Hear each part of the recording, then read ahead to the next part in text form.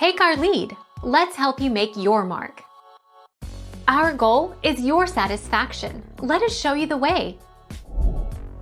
Using the WPS push button feature to connect to a wireless network. Wi-Fi Protected Setup (WPS) is a built-in feature of many routers that make it easier to connect Wi-Fi-enabled devices to a secure wireless network.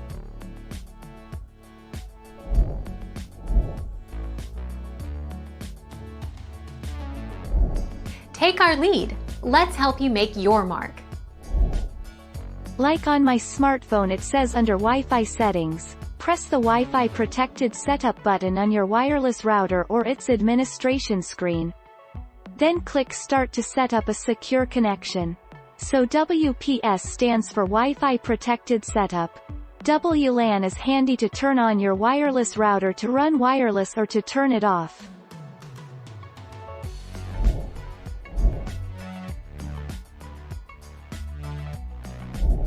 Take our lead. Let's help you make your mark.